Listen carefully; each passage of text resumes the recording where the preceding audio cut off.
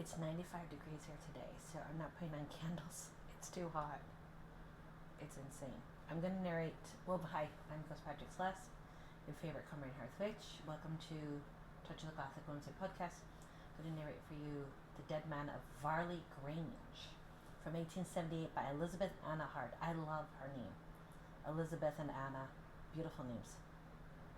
Elizabeth, obviously, I love Elizabeth, and then Anna's a beautiful name too. Hello, Jack, where are you off to? Going down to the governor's place for Christmas?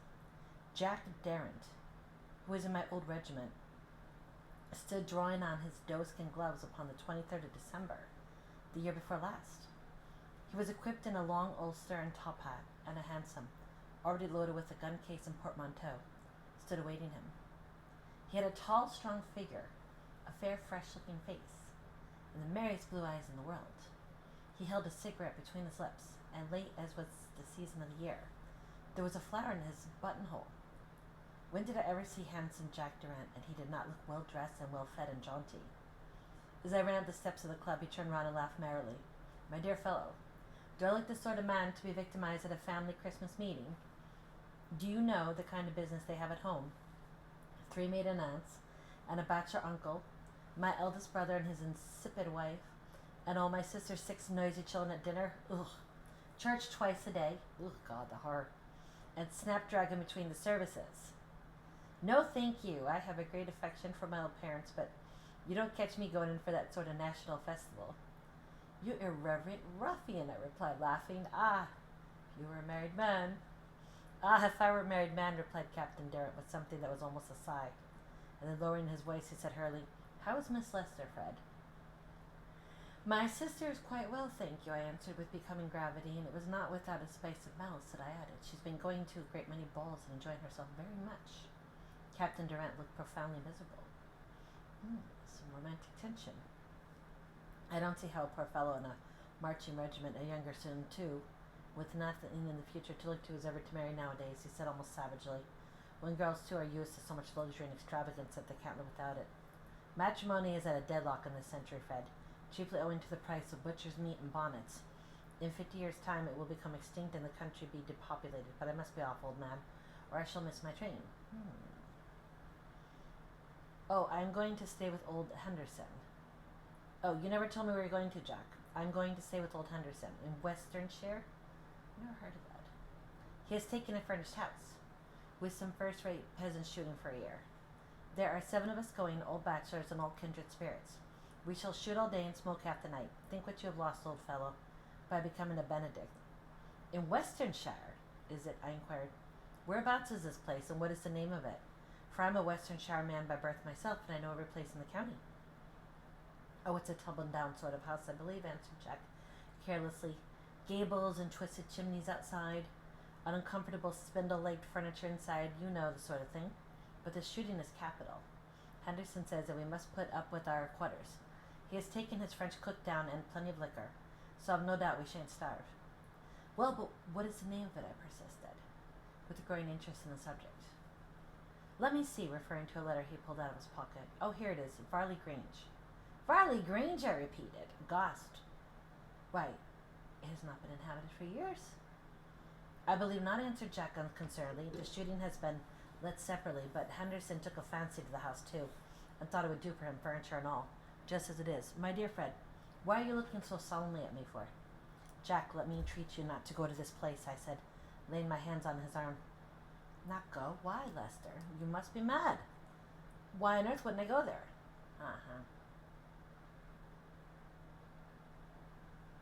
There are stories, uncomfortable things said of that house. I had not the moral courage to say it is haunted, and I felt myself how weak and childish that I was to attempt to deter him from his intended visit, only I knew all about Varley Grange. I think handsome Jack Darrant thought privately that I was slightly out of my senses, for I am sure I looked uncannily upset and dismayed by the mention of the name of that house that Mr. Henderson had taken. I dare say it's cold and draughty and infested with rats and mice, he said laughingly. And I have no doubt the creature conference will not be equal to Queensgate. But I stand pledged to go now, and I must be off this very minute, so I have no time, old fellow, to inquire into the meaning of your Sensational warning. Goodbye and remember me to the ladies. He ran down the steps and jumped into the hansom. Write to me if you have time, I cried out after him, but I don't think he heard me in the rattle of the departing cab. He nodded and smiled at me, was swiftly whirled out of sight. As for me, I walked slowly back to my comfortable house in Queensgate. There was my wife presiding at the little 5 o'clock tea table, our 2 fat pink and white little children tumbling about the hearthrug amongst dolls and bricks and 2 utterly spoilt and overfed pugs. My sister Bella, who between ourselves was the prettiest as well as dearest girl in all London, sitting on the floor in her handsome brown velvet gown, resigning herself gracefully to be trampled upon by the dogs and to have her hair pulled up by the babies. "Aw. Why, Fred, you look as if you heard bad news," said my wife, looking up anxiously as I entered. "I don't know that I've heard of anything very bad. I've just seen Jack Derwent off for Christmas," I said, turning instinctively towards my sister. "He was a poor man and a younger son, and of course a very bad match for the beautiful Miss Lester, but for all that I had an inkling that Bella was not quite indifferent to her brother's friend." "Oh," says the hypocrite, "shall I give you a cup of tea, Fred?" It is wonderful how women can control their faces and pretend not to care a straw when they hear the name of their lover mentioned. I think Bella overdid it. She looked so supremely indifferent. "Where on earth do you suppose he's going to stay, Bella?" "Who? Captain Derwent? How should I possibly know where he's going? Archie, pet, please don't poke the doll's head quite down Ponto's throat. I know he will bite it off if you do." The last observation was addressed to my son and heir. "Well, I think you'll be surprised when you hear he's going to Westonshire to stay at Varley Grange." What? No doubt about her interest in the subject now, Miss Lister turned as white as her collar and sprang to her feet impetuously, scattering dogs, babies, and toys in all directions away from her skirts as she rose. "You cannot mean it, Fred. Varley Grange, why, it has not been inhabited for 10 years, and the last time. Oh, do you remember those poor people who took it? What a terrible story it was. What a terrible story it has." She shuddered. "Well, it is taken now," I said, "by a man I know called Henderson, a bachelor. He has asked down a party of men for a week's shooting, and Jack Derwent is one of them." "Hope for heaven's sake prevent him from going," cried Bella, clasping her hands. "My dear, he is gone." "Oh, then write to him, telegraph, tell him to come back," she urged breathlessly. "I'm afraid it is no use," I said gravely. "He would not come back. He would not believe me. He would think I was mad." "Did you tell him everything?" she asked faintly. "No, I had not time. I did say a word or two, but he began to laugh." "Yes, that is how it always is," she said distractedly. "People laugh and people poo-poo the whole thing, and then they go there and see it for themselves, and it's too late." She was so thoroughly upset that she left the room. My wife turned to me in astonishment. Not being a Westonshire woman, she was not well up into the traditions of that venerable county. "What on earth does it all mean, Fred?" she asked in amazement. "What is the matter with Bella, and why is she so distressed that Captain Derwent is going to stay at that particular house?" "It is said to be haunted and—" "You don't mean to say you believe in such rubbish, Fred," interrupted my wife sternly, with a side glance of apprehension at our firstborn, who, needless to say, stood by, all eyes and ears, drinking in every word the conversation of his elders. "I never know what I believe or what I don't," answered gravely. "All I can say is that there are very singular traditions about that house, and that a great many credible witnesses have seen a very strange thing there, and that a great many disasters have happened to persons who have seen it." What has been seen, Fred? Pray tell me the story. Wait, I think I will send the children away." My wife rang the bell for the nurse, and as soon as the little ones had been taken up from the room, she turned to me again. "I don't believe in ghosts or any such rubbish one bit, but I should like to hear your story." "The story is vague enough," I answered. "In the old days, Varley Grange belonged to the ancient family of Varley, now completely extinct. There was some 100 years ago a daughter, famed for her beauty and her fascination. She wanted to marry a poor penniless squire, who loved her devotedly. Her brother, Dennis Varley, the new owner of Varley Grange, refused to consent and shut his sister up in the nunnery that used to stand outside his park gates. There are a few rooms of it still left. The poor nun broke her vows and ran away in the night with her lover, but her brother pursued her and brought her back with him. The lover escaped, but the Lord of Varley murdered his sister under his own roof, swearing that no scion of his race should live to disgrace and dishonor his ancient name. Ever since that day, Dennis Varley's spirit cannot rest in its grave. He wanders about the old house at night time, and those who have seen him are numberless. Now and then the pale, shadowy form of a nun flits across the old hall or along the gloomy passages. And when both strange shapes are seen thus together, misfortune and illness and even death is sure to pursue the luckless man who has seen them with remorseless cruelty. I wonder you believe in such rubbish, says my wife at the conclusion of my tale. I shrug my answers and answer nothing.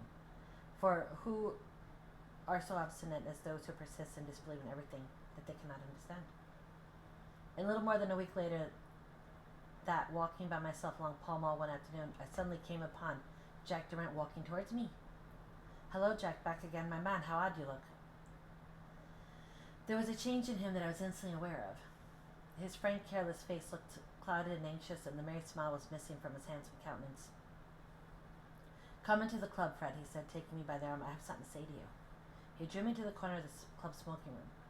You were quite right. I wish to heaven I had never gone to that house.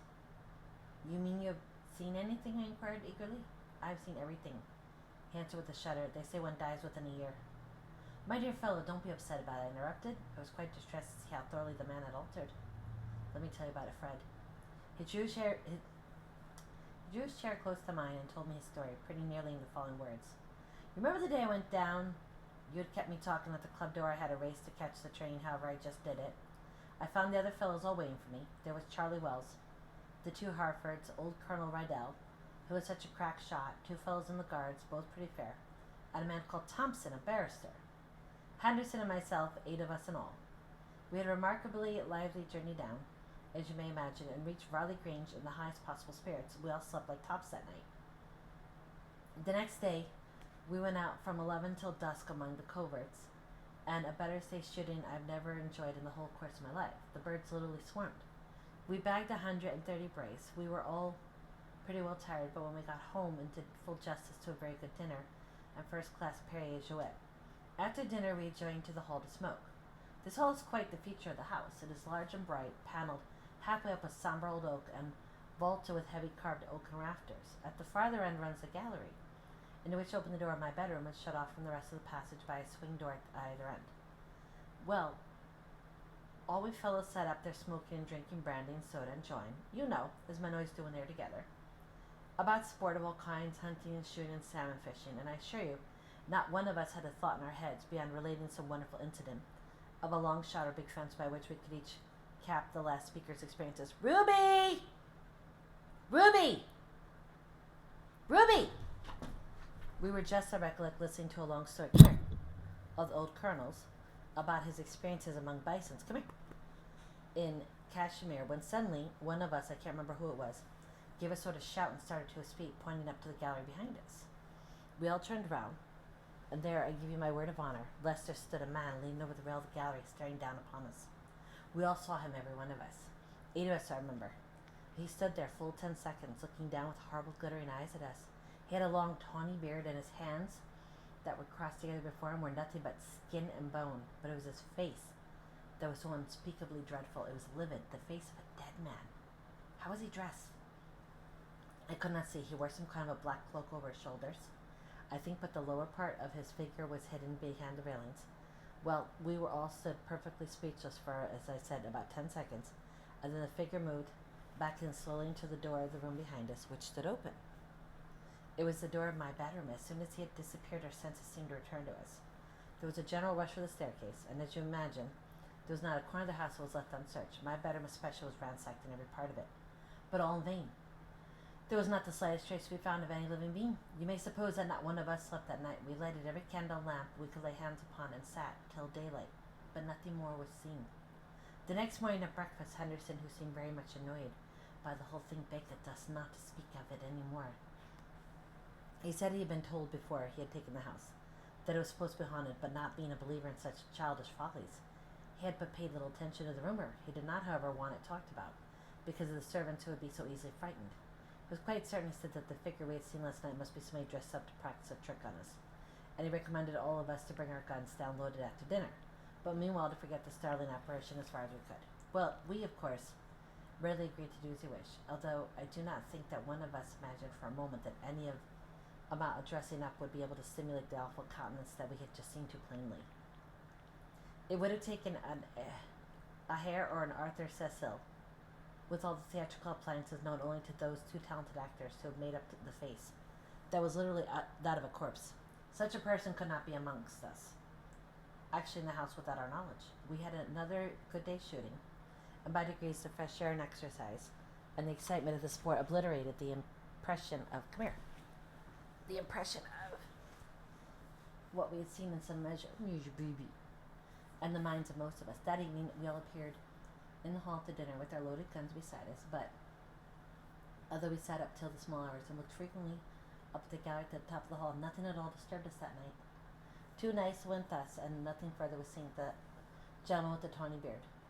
What with the good company, the good cheer, and the pheasants, we had pretty well forgotten all about him. We were sitting as usual on the third night, with our pipes and our cigars. A pleasant glow from the bright wood fire in the great chimney lighted up the old hall and shed a genial warmth about us, when suddenly it seemed to me as if there came a breath of cold, chill air behind me, such as one feels when going down into some damp, cold vault or cellar. A strong shiver shook me from head to foot. Before even when I saw it, I knew it was there. It leant over the railing of the gallery and looked down at us at all, just as it had done before. There was no change in the attitude, no alteration in the fixed, malignant glare in those stony, lifeless eyes, no movement in the white and bloodless features. Below, amongst the 8 of us gathered there arose a panic of terror.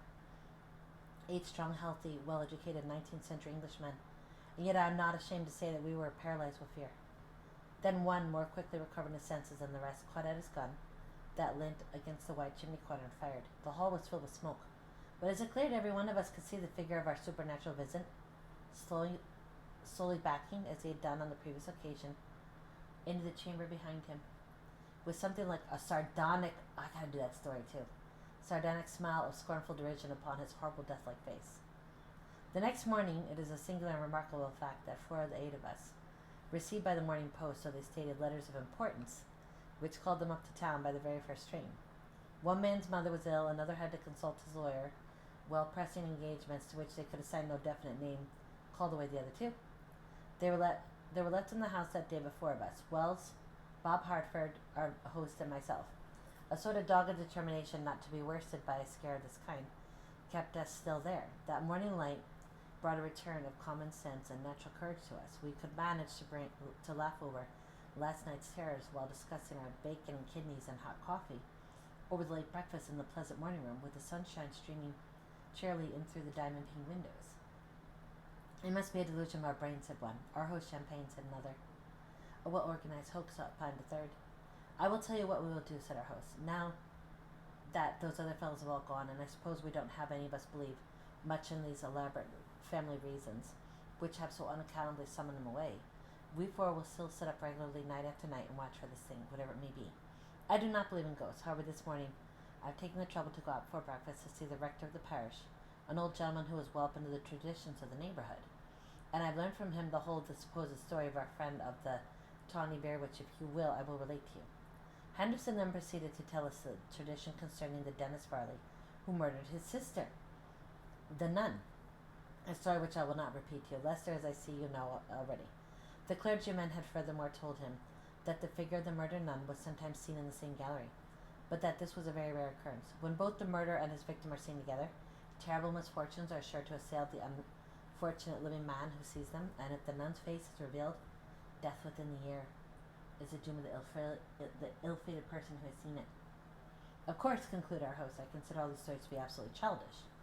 At the same time, I cannot help thinking that some human agency, probably a gang of thieves or housebreakers, is at work, or that we shall probably be able to unearth an organized system of villainy by which the rogues, presuming on the credulity of the persons who have inhabited the place, have been able to plant themselves securely amongst some secret passages and hidden rooms in the house, and to carry on their depredations undiscovered and unsuspected.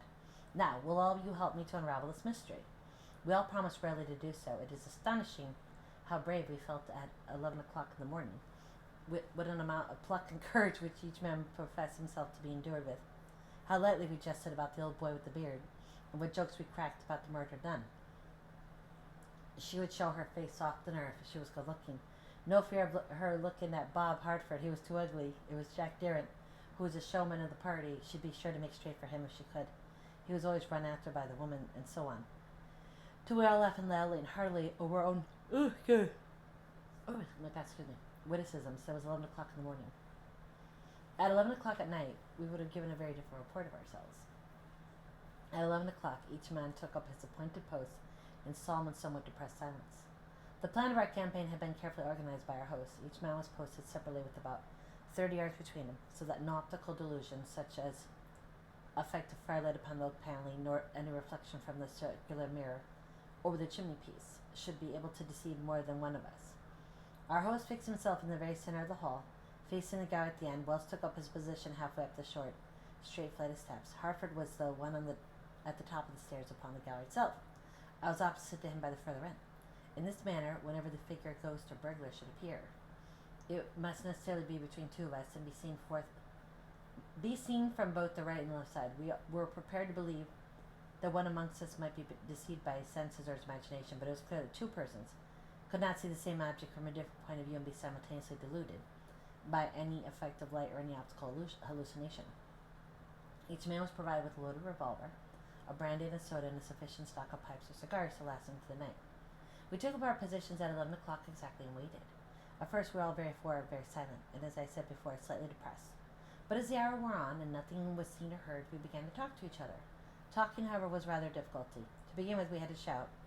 At least we in the gallery had to shout to Henderson down the hall, and though Hartford and Wells could converse quite comfortably, I, not being able to see the latter at all from my end of the gallery, had to pass my remarks to him second hand through Hartford, who amused himself in misstating every intelligent remark that I entrusted him with.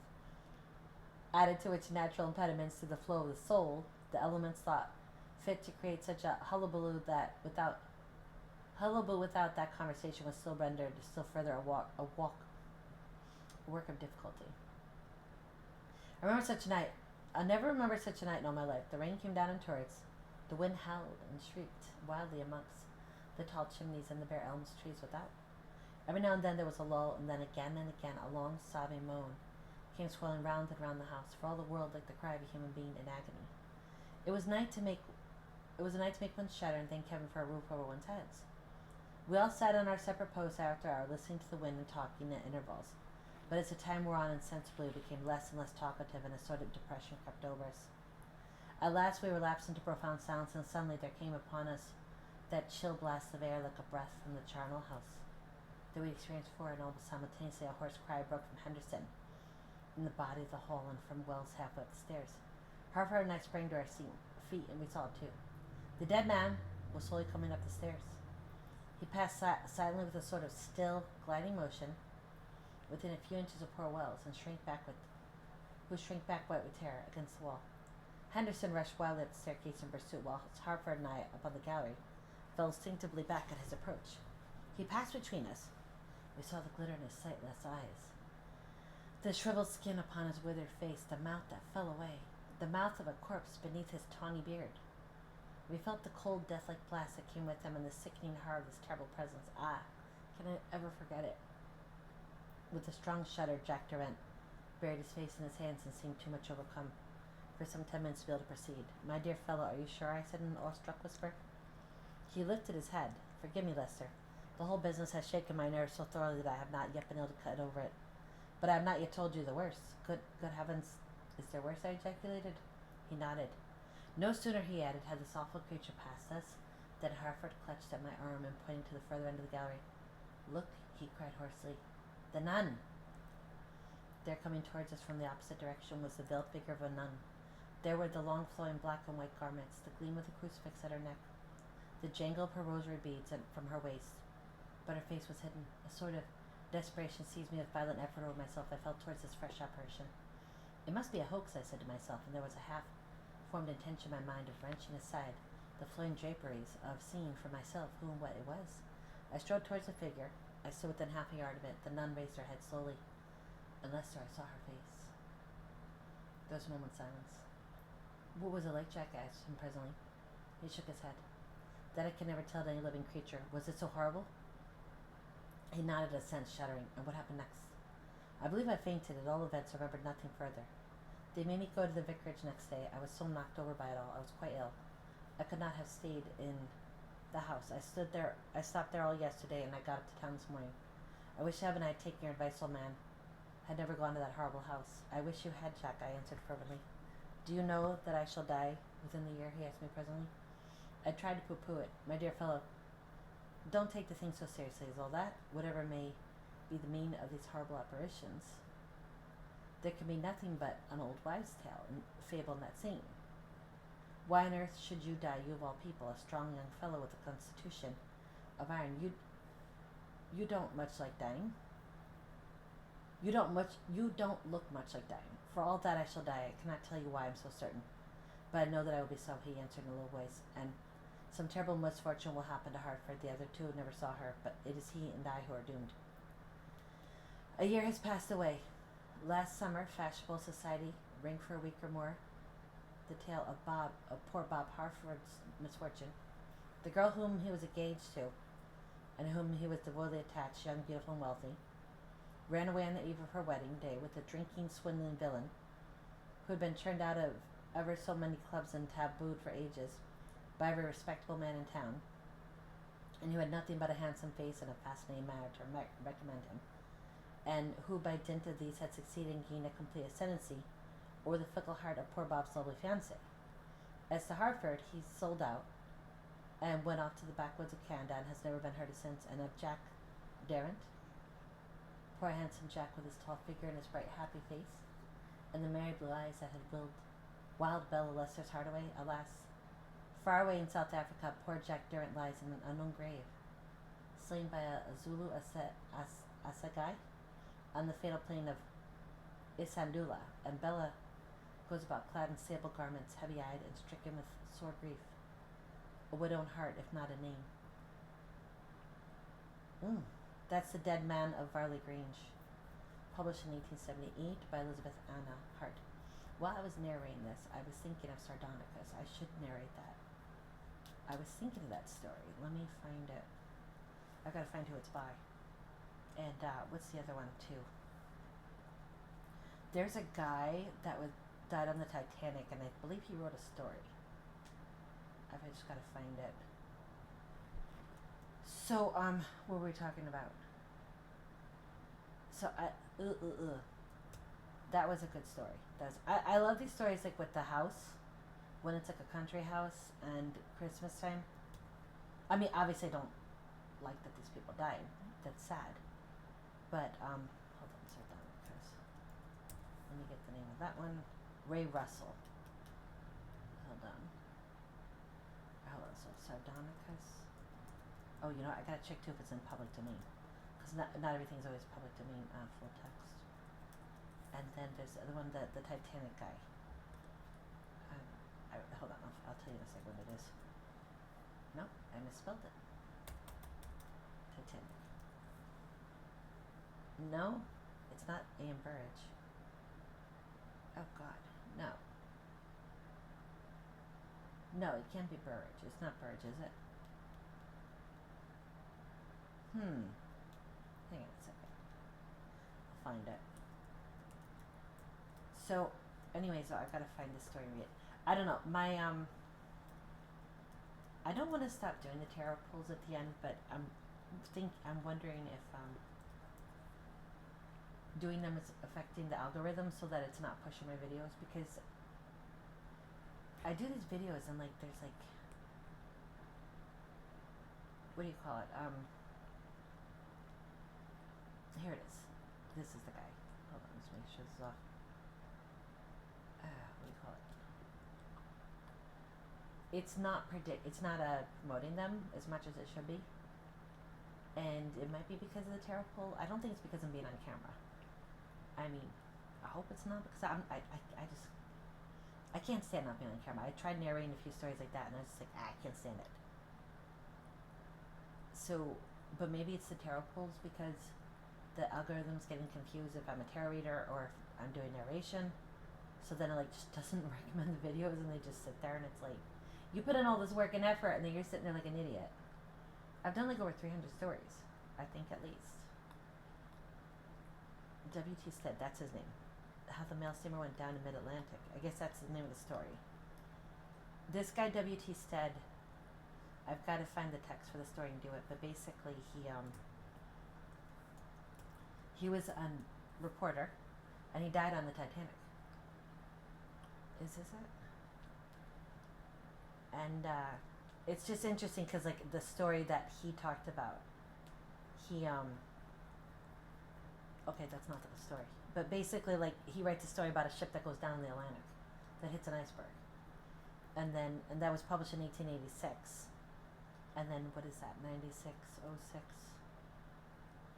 like 25 years later, around there. Where the hell is the full text? Is this it? It's like it's a pain in the butt sometimes trying to find some of these things online. And I don't like just have the unlimited budget to just start like buying all these anthologies. No, this is something in Chinese. Oh my god. So I'm trying to find the full text of that story. I'm not going to attach it to this video, but I need to oh my god. Where is this thing?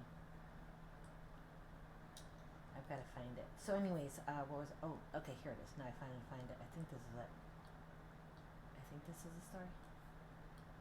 Yeah, it is. Okay. So, anyways, this was what, 1886. So no, this other story we just did. When was this? 1878. So right in the middle of the Victorian era. And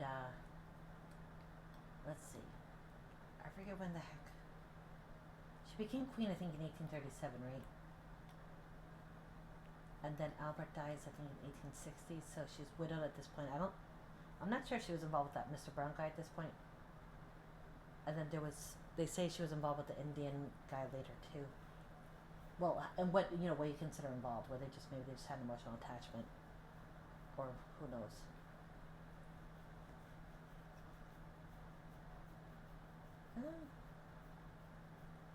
She, Mr. Brown, might have been intimate, but the Indian guy, I don't think so. But I'm not sure if it's Osborne House. I can't find it again. There was some documentary I saw that it was either Osborne House. It was a place that Victoria used, and it's not been modernized, so it still has the beautiful ceiling. It's the stuff on the ceiling. I'm not sure if that's called wainscoting or if that's the stuff on the walls.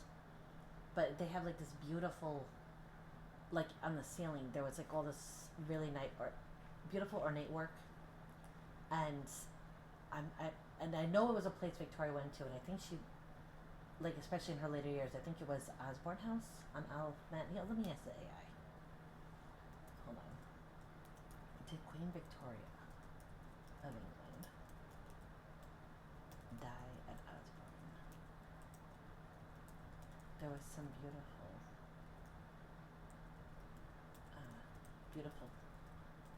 mansion. I don't know what you call it, mansion, stately home, mansion. She stayed in that had ornate ceilings that are still there. It was not modernized. I don't know. Does England get this hot? Like, let me ask it to that. Does England? Hold on. Because I heard they don't have air conditioning there, or like not as much. Yeah, it's hot. It's North Carolina.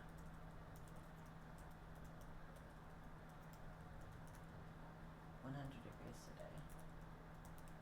Does it get that hot there? I don't think it does. Because like I think they even showed like October, people are already wearing their coats. Like it was like 55 degrees. No, England never gets as hot as North Carolina. 100-degree day, 30 degrees Celsius. In North Carolina is normal in summer, and England is extremely rare. North Carolina summers 90 to 100 degrees with high humidity. England summers average July. Oh, just 66 to 72. Oh my God, that sounds nice actually. 19 to 22 degrees Celsius extreme heat in England. The record was for 104 degrees during a rare heat wave in 2022, not normal at all. So while England can technically hit 100 degrees in once in a decade's events, not a seasonal pattern. Yeah, I think that's why I have some friends that were from Ireland, from Belfast, and I think they were saying that the UK in general, because they lived for a while in London, they said it doesn't get as hot. So a lot of people don't have air conditioning because they just don't need it. It doesn't get that hot. So I mean, 72 it's not nothing, but yeah, especially every day's like 100, because it's been like in the high 90s here every day. So, and what is that? Yeah, 32 to Yeah. So 90 degrees to 100 is 32 to 30 degrees Celsius. Yeah, that's exactly what it's been here. It's very hot, and actually I put out water for the baby swallows. I think if you guys watch my channel at all, I posted. I don't know if you see the shorts, but there's in the eave of my front door downstairs. There is these baby swallows, and there's I think like 6 of them. They have their nests at first. I didn't know what it was. I was like, is that a hornet's nest? What is it? But it was like I looked at it and I was like I saw movement and I was like, well, hornets don't do that. So basically it's baby bird swallows. Because I took a picture of it and showed it to the AI and it said, no, this is baby swallows. No, don't eat that. Don't eat that, dear. This dog is weird. She doesn't want to be held, and then when I go to hold her, she like, I don't know, she'll act like pet me, but then if I pick her up, she acts like, and then like if I'm doing a reading, like either like with a customer or narrating, she'll like go and start pulling like her dog pads that I have for her across the house like a weirdo. I love my dog, but well, first of all, it's too hot to walk her in this heat. It's dangerous. First of all, the sidewalk will be too hot for her paws, and she could get like overheated and really sick. So it's too hot to take her out. So I have pads around the house, and then I just pick up the refuse. And not with my bare hands. I use like gloves. Or no, I don't even use gloves. I just use like bags. But then I always obviously wash my hands afterwards. I don't touch it directly with my hands. I will make sure that's clear. I do not touch dog dookie with my hands. I use like a bag, pick it up, put it into another bag, and then I wash my hands. Of course, I don't like just pick up dog excrement and touch it. But I'm just saying she likes to try to either eat things. Look at you, you're a baby. Why don't you come here and say hi? Why don't you come here and say hi? Come say hi to everybody. Come say hi to YouTube. She's a Welsh Pembroke Corgi. Isn't she adorable? Look at her. She's Welsh Pembroke Corgi. Yes, a little bit I got her because Queen Elizabeth had, but like when it was time to pick out the dogs, this one was like, she was very friendly and sweet. She was like a little baby. She was so cute and she was small. And I just was like, yeah. Because I wanted to get a dog that agrees with the cat. She's not that bad. She does chase the cat. So I don't know. Like, I want to pull the cards. I'm used to doing it, but I was like talking to my AI earlier, and it said like the YouTube algorithm, I guess, gets confused if I pull the tarot cards because it's not sure if I'm a tarot channel or a narration channel. And if you're watching this, it's probably either on Gothic Ghost Stories by Candlelit, but most likely Touch of the Gothic Whimsy podcast, which I had the idea to start back in March. And I don't know, like someone said that it was hard to get approved by Apple, so that's why I didn't pursue it. And then it was like, I was like, I don't remember what I said to whatever these things, and I was like, well, maybe I should start a podcast of my own. Because I always said if I did start one, I would call it Touch of the Gothic Whimsy. That was the name of the first anthology I ever made. However, the stories for some reason are just different volumes. I don't know if it was, I had some problems in the beginning with the computers. I had an old Mac Mini from 2014, and then my laptop was old too. Okay, and I know you'll say old, but in computer age, the 2014 was a dinosaur, and it just didn't have the capacity to do what I needed. And then the other computer too was like always having problems and always shutting off. And then I had a miracle happen that in March I had Apple Care. They gave me a new laptop, which I'm on right now. And long story short, so I use this, but what am I saying? Oh, God, I'm losing my mind. Oh, so with all that, either there was different microphones, different software I was using. I started with Audacity, that kept quitting in the middle of recording stories, so that's why a lot of the early videos were just maybe phone audio. Like right now I have a computer, I have an AT 2020. I guess it is like it's a cheap microphone, but it's what I've got right now. So I have that. I did have a Yeti, but I do think the XLR microphones are higher quality. So I've got that, and then what's the other thing? So a little bit like that happened, and then I think in March I got Logic Pro, but then the one computer was away, and I was like recording like probably like 6-7 stories in a day, when I first started out, because I started this in February. Started recording stories in February. I think I deleted them off of the Vanilla Sun Cherries though, because again the channels are just not. I have 13 YouTube channels. 13, yes. Well, it's different niches. It's different niches. It's like two of them are subliminals. Two of them, so one is just main tarot now, and then another one is kind of like a secondary tarot because I also started my own phone line. So I started that channel to promote that, and then the rest are like folklore narration. Different, like one's like Welsh and Breton stories and folklore, and then the rest are like Cumbrian. And I love of the Cumbrian folklore. It seems like everybody likes the Calgarth skulls the most, but I really like the Malastane Boggle and the Kroglin Vampire. I mean, I like all the stories, but that Malastane Boggle thing is so. I don't know what it is about it. It just has like a sweet vibe, and I kid you not. Like when I was like thinking about it, I was like, oh, I'm gonna do the Malastane Boggle. I'll do its story, and then I just felt like it was like saying Malastane Boggle, like over and over again, like do my video. So I was like, okay. So I did its video. And so like sometimes, I don't know. I'm definitely like I wouldn't call myself psychic per se, but spiritual maybe not even. I don't even like call it anything. I just whatever I am, what I am. But I don't know if I'd even call myself like a hippie or something. I mean, I'm into obviously tarot and crystals and whatever, the cards and ghosts, past lives, and all those types of things, but I feel like I'm open maybe, but I do feel like sometimes I've had people, like some of these deceased authors, like maybe, do you want to say, I don't mean that I hear an actual voice, I don't mean like that, I'm not aware, but I have felt them request their stories.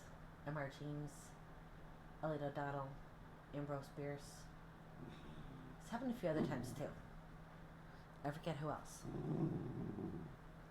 She's like playing around. She's got the towel, and I'm playing with her. I love this dog. She's so goofy. Hey, be nice. You're by the microphone. Don't do that. So, anyways, what am I saying? So I get requests for stories both sides of the veil. So if you have a request on this side of the veil, put it in the comments, or you can also like email me. I think I can put the email address ghostpatrickslass@gmail.com. If you write anything fresh to that email, then I just don't answer those. I just get rid of those. But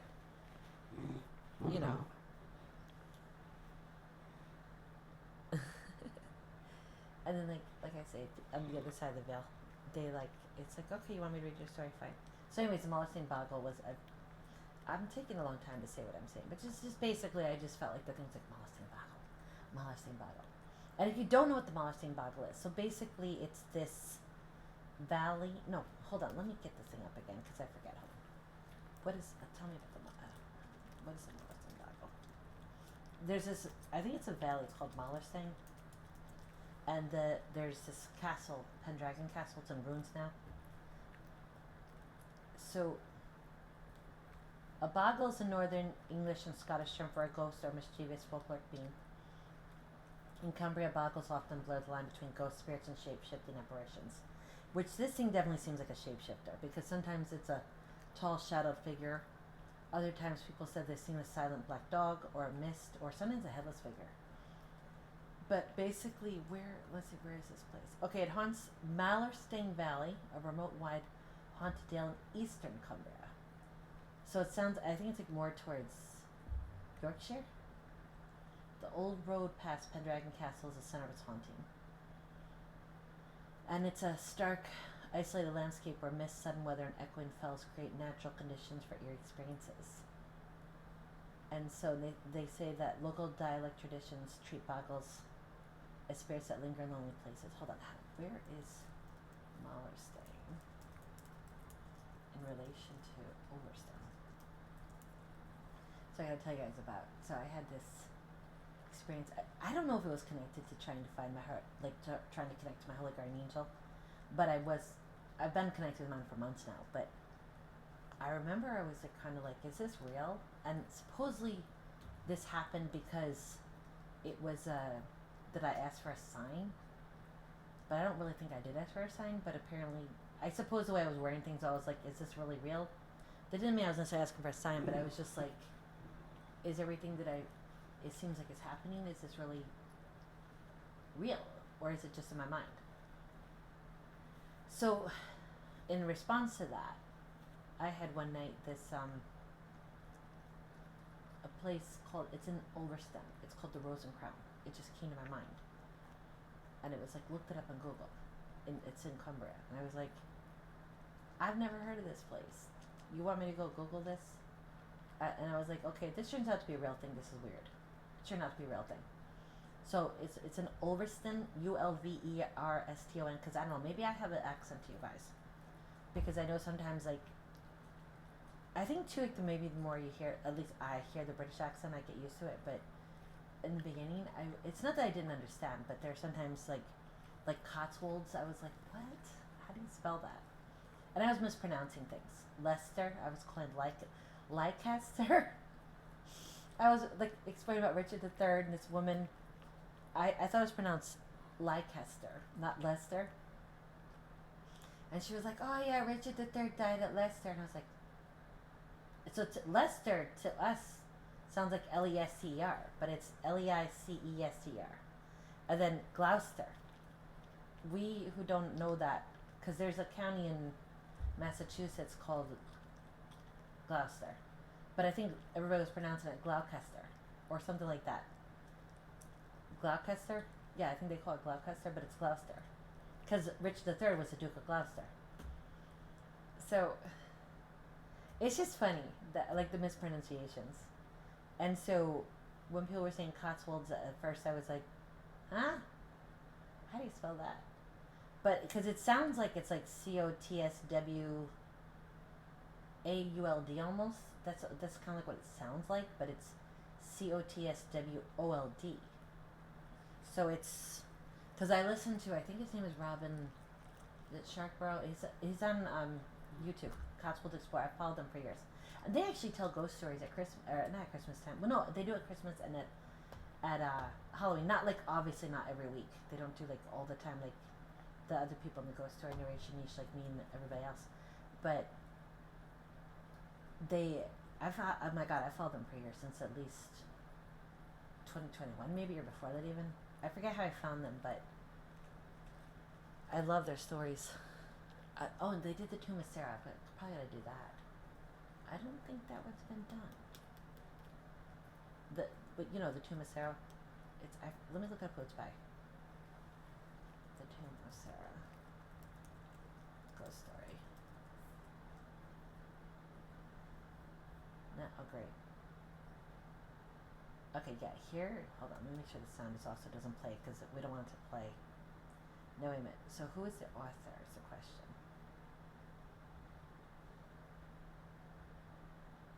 It's a classic vampire story by F.G. Loring, L-R-I-N-G. And his name is Robin Schuckberg.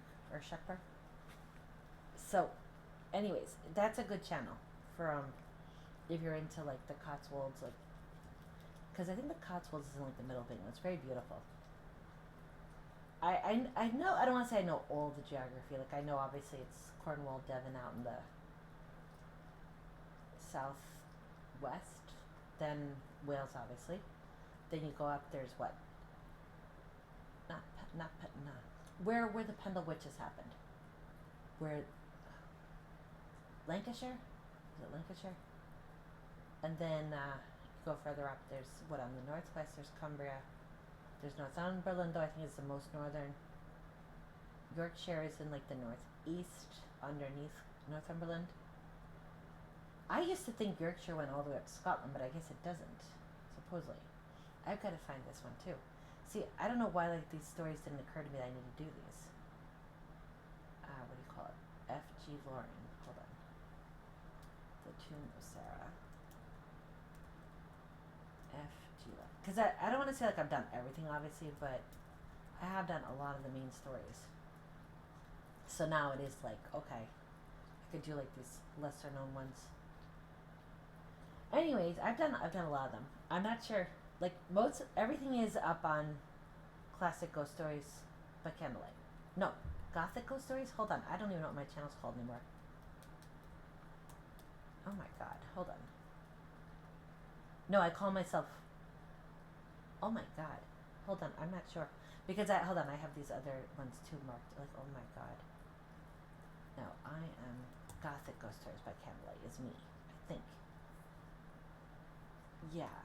Okay, I'm Goth. Oh my god. Look, I'm tired. Don't be mean to me. I'm Gothic Ghost Stories by Candlelight. Is my narration channel besides this. Touch of a Cossack Clumsy. So you're watching this on probably one of those. Oh my god. Okay, I don't know. Look. Like I say, it's been a long day and the heat makes you kind of like, ugh. But anyway, it's like, I do like doing the candles, but it just makes it too hot right now. It's too hot. And then plus they're expensive. And it's, you know, I'm not monetized yet, and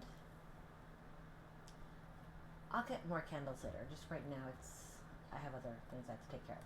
Put it that way. So, anyways, I want to do for you guys though. Start down to Kiss and this W.T. Stead guy, and this other one, predicting how the mail steamer went down in Mid Atlantic, because that's the guy that did he wrote the story and then he died on the Titanic. How creepy is that? I remember like I used to get chills when I thought of that. Oh, and I want to do They by Rudyard Kipling. That's the other one. I want to do They by Rudyard Kipling. I think it's about a house that consumes the people. But yeah, here we go. Yes, it's right here. I found it. Hey, don't eat that. Stop that, dear. Stop that. Stop that. Stop that. I don't know. I love talking to the camera. I want to do like love storytelling someday. I think that'd be a lot of fun. I used to like act when I was in high school, like in drama, in the chorus and things. And I did like dancing and stuff. But like I was in what's that play, Kiss Me Kate, when I was younger. And that's actually my real name. I shouldn't tell you guys that. But my real name is it's Catherine actually, but I go by Kate or Kat. So when I was starting Kiss Me Kate, it was like my real name, you know. And my dad loves that play. That's his favorite play. Is that his favorite play? Yeah, I think like that's his favorite play. Like there's some songs, and what's that other song? He likes that song, "Broken Wings" by I forget who by Mr. Mister from the '80s. But anyways, so my real name is Catherine Cat, but I'm Ghost Patrick's last from the witchy stuff in the podcast. But I'm just saying, it's kind of funny that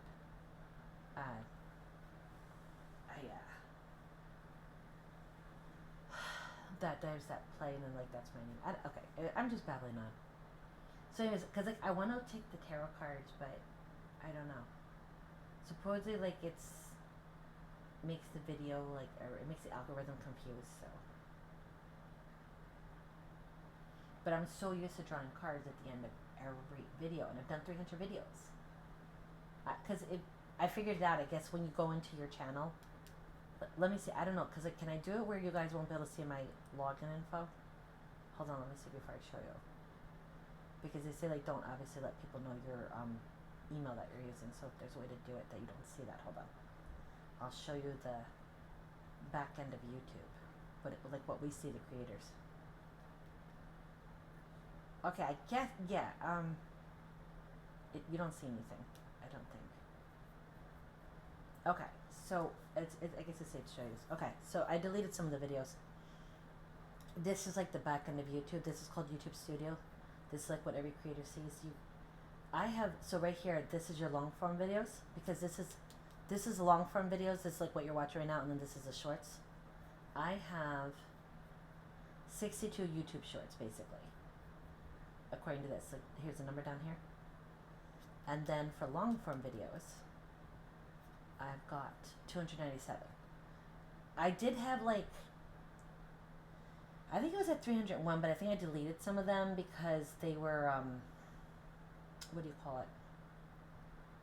I mean, look, they're starting to go up, but it's just that some of the videos, especially some of the beginning ones, are at like two, two views or like 3 views maybe, and it's like, what the heck? It's like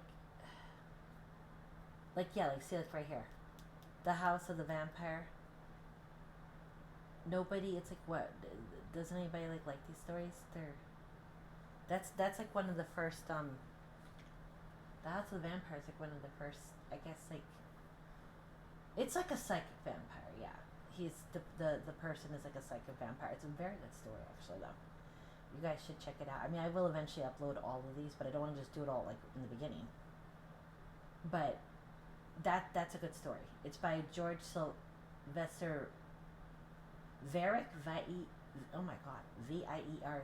It's this guy like the vampire. He's not like Dracula, and he's not named Dracula either. I think it's like the early 1900s it takes place, and this guy will go and like take somebody's. It's like he's like taking their life essence or their life force, and then they become just like a shell of himself. And he knows what he's doing. He does it on purpose. But he doesn't care. He's like, oh, they're better off without these things. But it's like, no, they're screwed over. They're just left with nothing. And it's like, and this guy is almost like I'm not sure, like I think he can kind of like go through walls in the story. It's a good story though, and I did like that, The Lost Stradivarius, Uncanny and Strange Disturbances. That's Lafano, not Benson. The Room in the Tower, The Thing in the Hole. Oh my god, these AIs do not know what the heck. It happened again yesterday. So I just uploaded Hartford O'Donnell's Warning with the Banshee and whatever. I'll go and ask AI before I narrate a story. Oh, what's this story about? What's this about? Maybe I should do this one. What's that? Now, spoiler alert. So if you haven't watched that, I don't want to give away the ending. AI told me it was one way. It was a different ending. And then when I go to the AI, I go, so you said this. This is what really happened. And it goes, well, I looked online, and there was like 4 blogs with like, they'll have this ending, and like, so this is what they said it's about. I said, okay, here's the file. And I uploaded for them the PDF. It was Claude. But here, Claude. I said, here's the ending. It's not what you told me, it's the opposite. Oh, but I suppose you're right. I'm like, oh my god. Because what they do, they're trained one way, and then when you go and say, no, that's not what happened. Like another one, the one that really pissed me off, the bus conductor.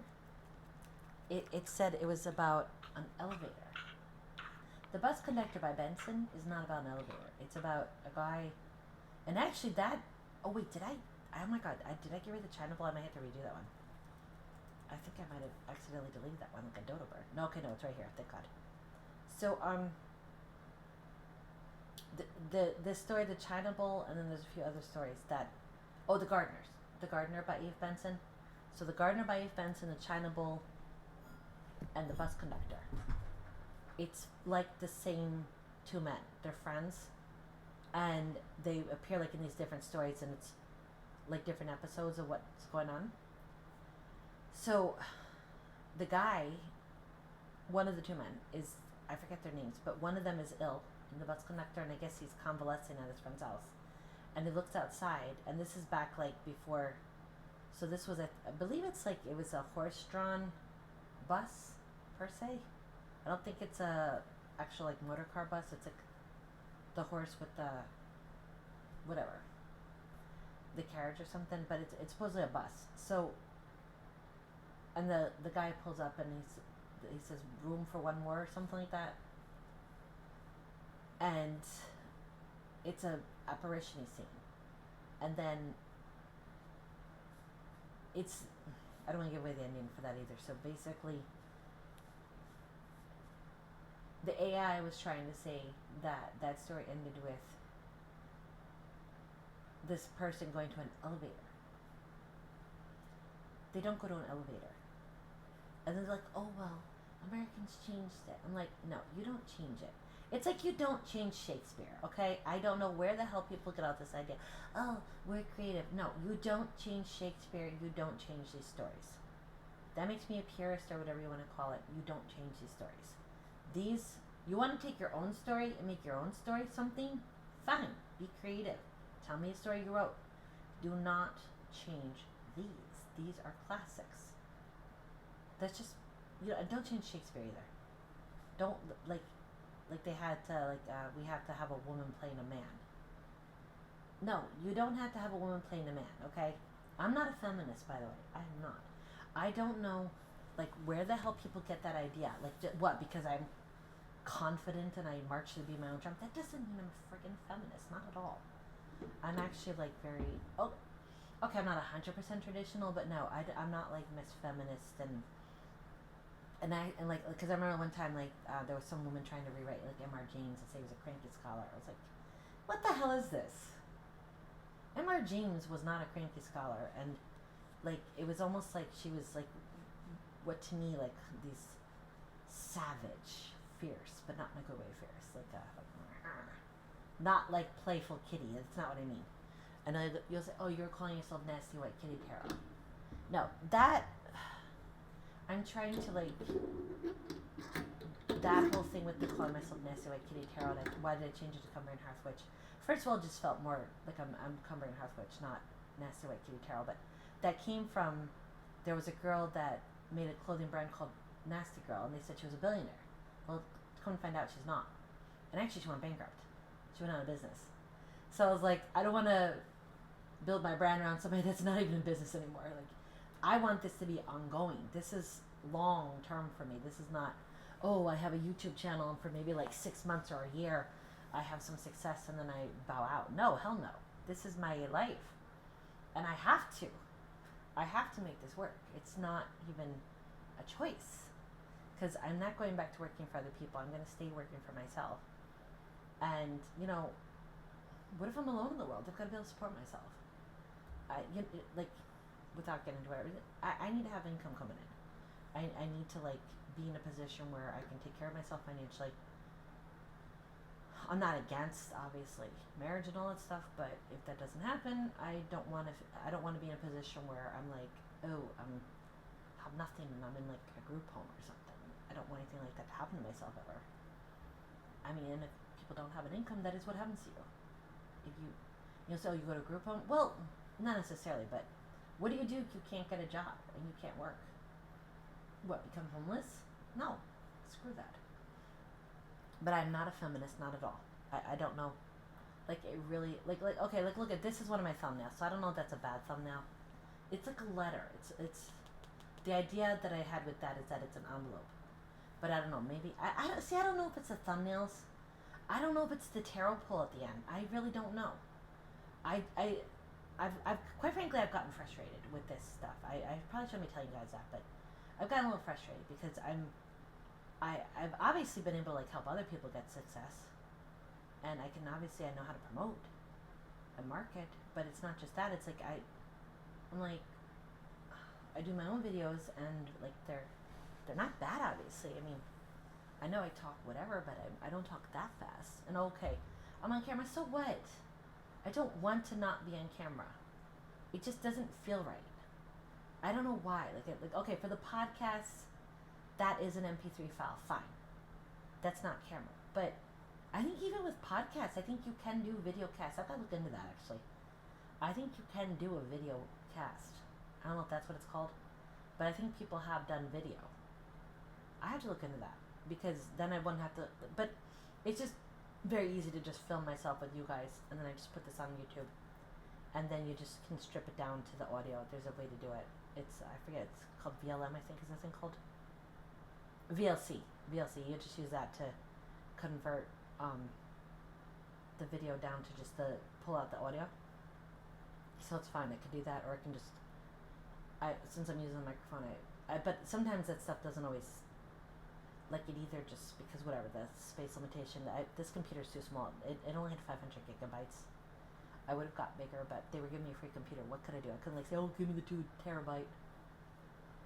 So I have that stored in iCloud. But anyways, I'm rambling. But just I'm like pissed off that my channel's not as successful as I thought it would be by now. And I know you'll say, oh, you just started in March. Yeah.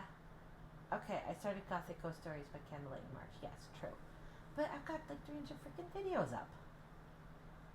And I've got 22 subscribers. And yes, I am complaining. Okay, I know we're not supposed to, but I'm sorry. I can't keep being this freaking positive bunny. Okay, I can't. I'm sick of it. My back's up against the wall. I don't want to lose my house. And I'm trying to make all this work. I'm frustrated. I don't understand why it's not being more successful. I just don't know. I'm getting so aggravated.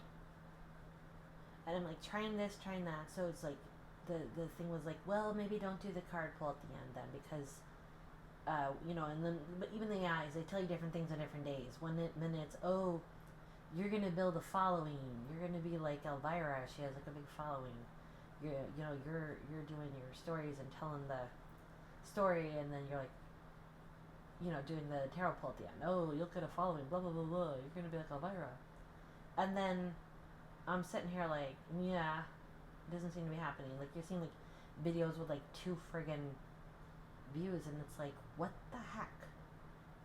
It's like and I know about like I'll have these stupid things help me with the title, the description, to make sure it's SEO and this and that. But and I've done like even stories that not like tons of people do. So I just don't know where the hell I'm going wrong. I'm aggravated. Yes, I'm not quitting. I'm not going to quit. But I just don't know what to do. It's like obviously tell everybody else get to 100,000, but I can't help me do it. So that's like, what the hell? Why is my channel not great? What am I doing wrong? Why is this so friggin' difficult for me? Why has everything been so difficult? Okay, I'm whining. I'm not gonna cut this part out though. Screw it. I don't care. I'll just put it on. But like, what you'll say? Oh, you have Cumbrian Black Cat Energy High Summer Anthology. Like, this is one of my videos right here. This is it's I'm sorry. I don't want to have to use the just like everybody else and look like everybody else. I'm trying to have like my own style, because actually that has been one of the things is like I like the Cumbrian and Wales aesthetic. So it's like trying to have a balance of a scary enough thumbnail to draw people in, but at the same time I'm into the Wales Cumbria aesthetic. I want to have that in my thumbnails, but I don't want everything to look like. Sometimes the standing stones either look too cliche or they look like a graveyard. So I just don't know. I don't know. But so it's not that I like started the podcast out of frustration even. It was like, what do you call it? I think I was just like, I was like, I keep, it's not that I keep saying I'm gonna do it, but I was like, I need to just look into this. And so I think I talked to Thing. I said, well, what's involved with doing a podcast? I was like, oh, you just gotta make a cover art and put your episodes on. And I was like, well, I have 300 ghost stories. I might as well. So, hold on. Let me ask you. Can you make your podcast have video, or does it have to be MP3?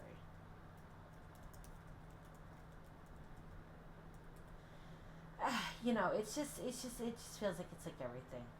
It's just too much.